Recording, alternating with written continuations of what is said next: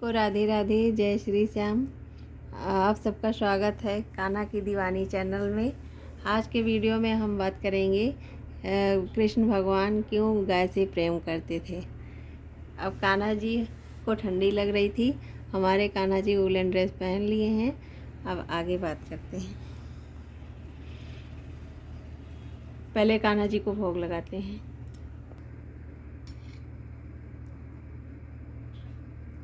कान्हा जी दूध पियो।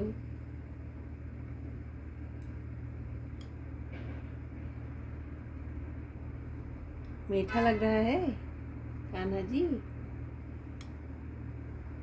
ये देखो कितने प्यार से हमारे कान्हा जी दूध पीते हैं। बड़े नटखट हैं कान्हा जी। ओ कान्हा जी, मैया से प्यार करते हो? अब पानी पियो।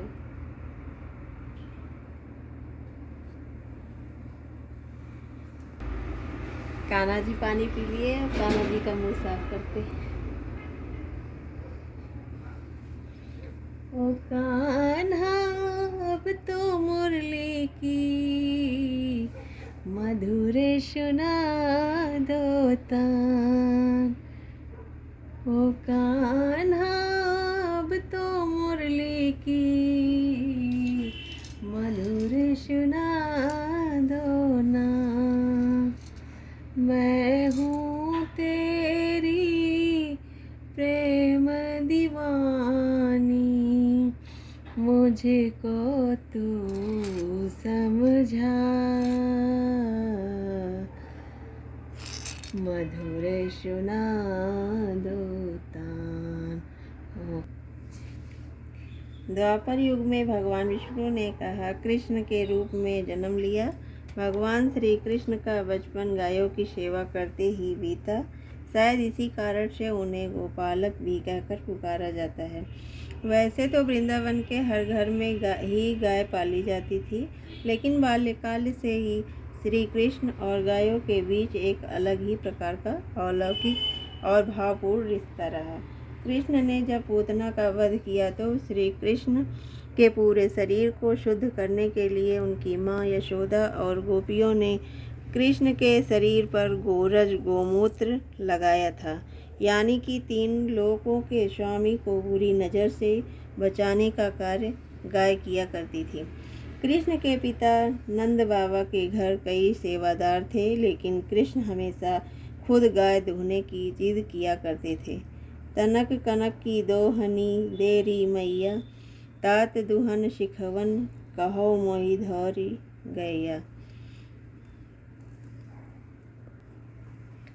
कृष्ण जी ने आज माता से गैया चराने के लिए जाने की जिद की और कहने लगे कि भूख लगने पर वे वन में तरह तरह के फलों के वृक्षों से फल तोड़कर खा लेंगे।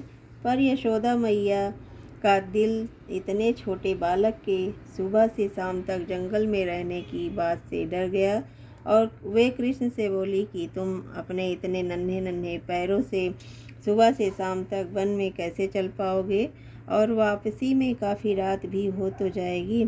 तुम्हारा कमल के समान मुलायम शरीर कड़ी धूप में कुम्हला जाएगा। लेकिन कृष्ण तुरंत जवाब देने लगते हैं कि मैया, मैं आपकी कसम खाकर कहता हूँ कि गर्मी मुझे बिल्कुल नहीं लगती और ना ही भूख लगती है, और गाय चराने के अपने हट पर टस से मश नहीं होते। कृष्ण गायों की देखभाल बिल्कुल ऐसे किया करते थे जैसे वे माँ हों और गाय उनके बच्चे। वे सभी गायों को यमुना जी में ले जाकर अपने हाथों से मल मल कर नहलाया करते। अपने पीताम्बर से हर गाय का शरीर पोंछते, उन्हें प्यार से सहलाते और उन्हें उनके बछड़ों को गोदी में लेकर उन्हें भी पुचकारते और रोली फूल पत्तियों की माला पहनाकर उनका भी श्रृंगार किया करते। कृष्ण और गायों के बीच इस प्रेम की एक खास बात और भी थी कि वे गायों को चराने जाते वक्त कभी भी हाथ में कोई लाठी या बेत वगैरह नहीं रखा करते थे। गाय तो बस उनकी बांसुरी की धुन सुनकर अपनी सुध बुध खोकर उनके पीछे पीछे चलती रहती। कृष्ण अपनी बांसुरी की धुन से हर गाय को उसका नाम लेकर पुकारते थे, और बस गाय चाहे फिर कितनी ही दूर क्यों ना हो, पहुंच गई हो। बांसुरी की धुन में अपने नाम की धुन सुनकर दौड़ चली जाती थी। कृष्ण भी नंगे पांव उनके पीछे कभी दौड़ते और खेल करते रहते थे। कृष्ण को केवल गायों से ही प्रेम नहीं था, वे गाय के दूध से बने दूध, दही, मक्खन और घी के भी दीवाने थे। माखन चुराकर खाना उनको हमेशा से ही पसंद रहा। कृष्ण ने गायों की रक्षा के लिए हमेशा हर संभव प्रयास किया। कभी उन्हें राक्षसों से बचाया, कभी ब्रह्मा जी से छुड़वाए लाए। गायों के लिए ही काली हृद को शुद्ध किया। काली हृद का जल पीने से जिन गायों की मृत्यु हुई, उन्हें श्री कृष्ण ने जीवन दान दिया।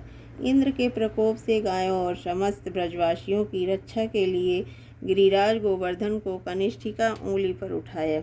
तब देवराज इंद्र ने ऐरावत हाथी की सूंड के द्वारा लाए गए आकाश गंगा के जल से तथा कामधेनु ने अपने दूध से उनका अभिषेक किया और कहा कि जिस प्रकार देवों के राजा देवेंद्र हैं, उसी प्रकार आप हमारे राजा गोविंद हैं। और कृष्ण ने ही गोधन की सौ शपथ प्रचलित कराई। जब श्री कृष्ण सांदीपनी मुनि के आश्रम में विद्या ग्रहण के लिए गए, तो वहाँ भी उन्होंने जी जान लगाकर गो सेवा की। उनकी द्वारिका लीला में तो यह तक लिखा है कि 13,084 ऐसी गायों का दान प्रतिदिन द्वारिकाधीश श्री कृष्ण करते थे, जो पहल व्यापी हुई दूधार बछड़ों वाली सीधी शांत होती थी और जिनके सिंग स्वर्ण मंडित, खुर रजत मंडित, पूंछ में मोती की माला और जवाहरात से पिरोई हुई रेशमी झूल होती थी। इतना गोदान नित्य करते थे, तो सोचिए कि श्री कृष्ण के पास कितनी गायें होंगी। देखा जाए तो कृष्ण के इस अवतार में गाय बहुत महत्वपूर्ण रही। भक्त बिल्व मंगल ने श्री कृष्ण कर्णामृत ग्रंथ में कहा है, हे प्रभु, आप सहर्ष ही ब्रज की कीचड़ में तो विहार करते रहते हो, लेकिन ब्राह्मणों के यज्ञ में पहुँचने में आपको लज्जा आती है। गायों और उनके बछड़ों के जरा से हुंकार भरते ही उनकी भाषा को आप तुरंत समझ लेते हो और दौड़े दौड़े आप उनके पास चले जाते हो और उनको गले से लगा लेते हो। लेकिन हैरानी की बात यह है कि जब बड़े बड़े या ज्ञानी जन स्तुति करते हैं, तब आप चुप खड़े रह जाते हो। हे कृष्ण, मैं जान गया, आप और किसी तत्व का आदर नहीं करते, आप तो केवल निश्चल प्रेम का आदर करते हो। जिसके भी हृदय में आपके प्रति निश्चल प्रेम है, उसी से आप रीझ जाते हैं। तो ये थी कृष्ण और गाय के बीच निश्चल प्रेम की झलकियाँ। काश कि आज भी कृष्ण की इस पावन धरती पर उनकी प्रिय गायों को फिर से वही प्रेम और सम्मान मिल सके। वीडियो कैसे लगी कमेंट में ज़रूर बताएं। राधे राधे।